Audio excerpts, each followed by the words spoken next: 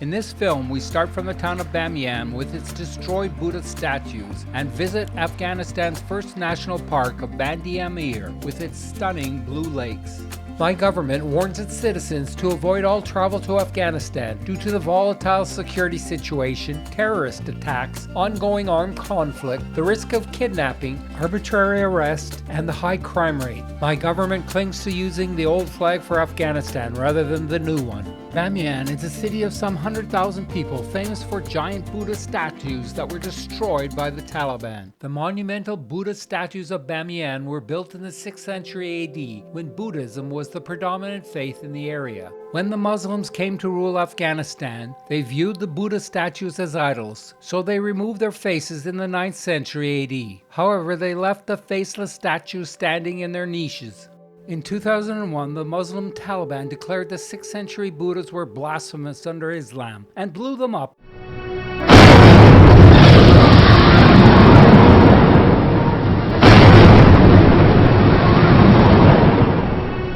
During the 20 years of the U.S. war in Afghanistan, soldiers like to visit Bamiyan to have a photo taken in front of the empty niches.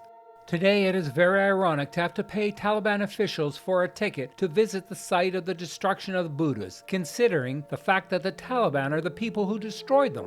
It is startling to realize that Afghan women are noticeably missing from many scenes, while males are seen in abundance. At the empty niche of the Eastern Buddha, I talked to a female Afghan doctor from southern Afghanistan who explained that the Taliban denied her entry to see the remains of the Western Buddha, so she was forced to sneak around to enter the site of the smaller Eastern Buddha. Of course, as females are now denied schooling past grade 6, she would no longer be able to become a doctor. Like the other two huge Buddha statues, the Eastern Buddha statue was carved into a cliff face, but unlike them, the niche where it stood is still accessible. Inside the niche, there are staircases that lead to the top of the area where the Buddha's head was located. The cliffs are riddled with caves that were carved for use by Buddhist monks. Some of the caves contain remnants of wall and ceiling paintings, but many of these painted surfaces have been vandalized. The passageway consists of steep stairs with modern handrails made of rebar. Along the passageway to the top of the area where the Buddha's head was located, there were some monk cells and windows with beautiful views out over the countryside. After a steep climb, we arrived at the top of the niche, where we were some 30 meters or 125 feet above the level of where the feet used to be. From this location, we had a wonderful view out over the countryside with the Hindu Kush mountains in the distance. At the top, several of the Afghan visitors wanted pictures with me as they were surprised to encounter foreigners. Our visit to the site of this outrageous act of the Taliban vandalism was complete. It was hard to comprehend the intolerance for the existence of statues that had stood for some 1,500 years. Band-e Amir is situated approximately 47 miles or 75 kilometers to the northwest of Bamiyan. It's about an hour-and-a-half drive away. Leaving the tragedy of the Buddhas behind, we were off to visit the marvels of Band-e Amir National Park. Near Kotoi-Shahidan, a mountain pass once on the Silk Road, there was an impressive dominating medieval fortress, and in the distance there was a rugged sub-range of the Hindu Kush mountains.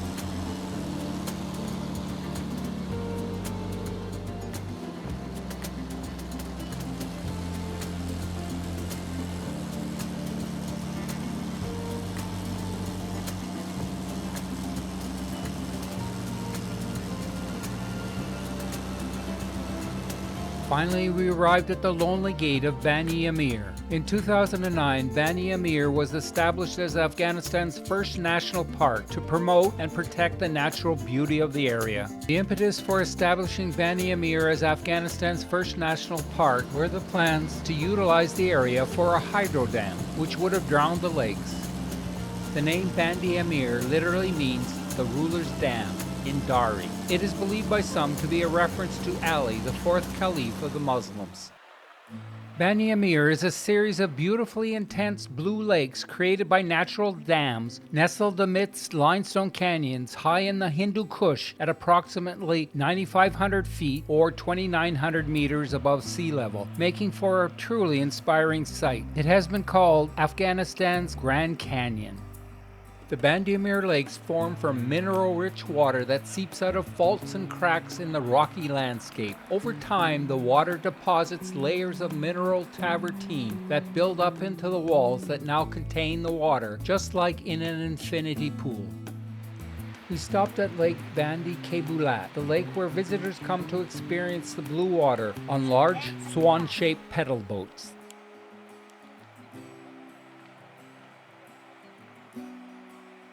In the mountains of my country, there are many beautiful blue or turquoise lakes. However, they are not in a semi-arid area. One thing that makes the intensely blue lakes of Band-e Amir so beautiful is that the surrounding countryside is generally a drab sand color for endless miles. It's just so startling to see the intensely blue lakes in this scenario.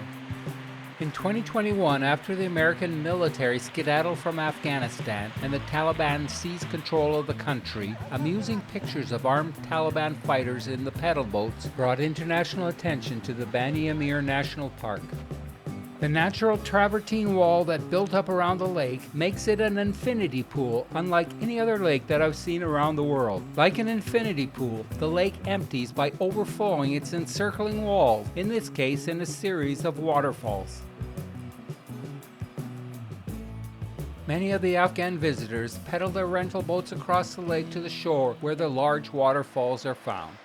On the shore of the infinity pool, I met some Afghan families who had just boated across on the swan boats. They were friendly and curious about my presence. Surprisingly, many of the adults spoke English, so we had a good discussion about our lives. The travertine wall forming the shore drops off steeply, with the lake having an average depth of approximately 500 feet or 150 meters. Given the amazing clarity of the water and the light color of the travertine wall, the color of the water transitions from transparent to aquamarine to deep blue.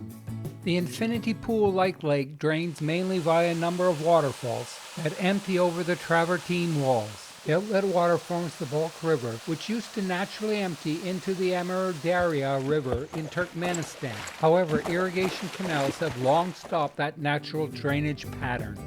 Too soon we were back on the road, this time heading to the lonely minaret of Jan. The scenery changed from the beautiful blue color of Band-e Amir back to being a generally drab sand color, although there were still some interesting sights like the impressive breach through the ridge in the distance.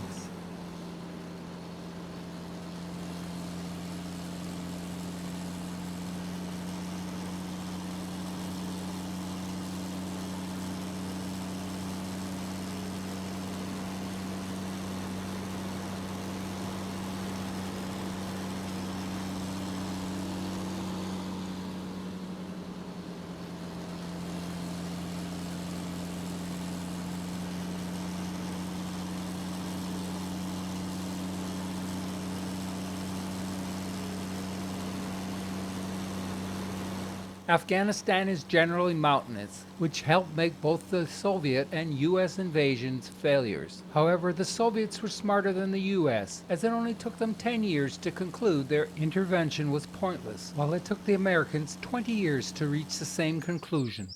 The farming techniques used in these parts of Afghanistan are essentially those used by the ancient Egyptians some 7,000 years ago.